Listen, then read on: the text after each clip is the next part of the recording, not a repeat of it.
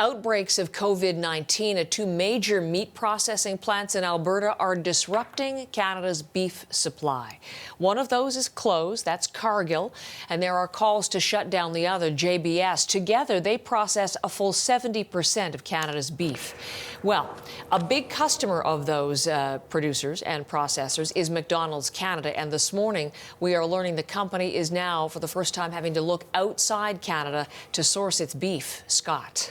Good morning, Heather. Yeah, this is McDonald's Canada. Usually they pride themselves in saying it's 100% Canadian beef within their products in Canada, but they're, for the first time in quite a long time, they're going outside of Canada to import foreign beef into Canadian restaurants. Take a look at the statement by McDonald's Canada this morning saying that we are temporarily adjusting our supply to incorporate beef from outside of Canada from pre-approved McDonald's suppliers and facilities globally in order to meet the current demand effective immediately.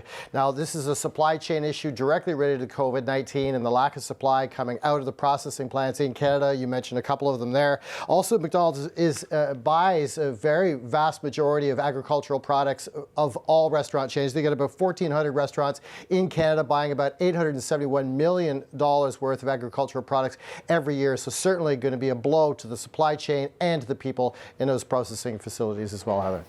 Well, it's interesting because we listened out of the States yesterday, Donald Trump actually signing an executive order to keep the beef and chicken processing plants there open and operating. There are concerns about its supply. Yes. So I'm wondering overall, what's the latest on Canada's supply chain struggles? Well, this is the thing. Cargill and JBS are both multinational organizations. They have no sort of Canadian connections directly as far as authority. But if you mentioned a couple of them, Cargill and High River, they process about 4,500 head per day.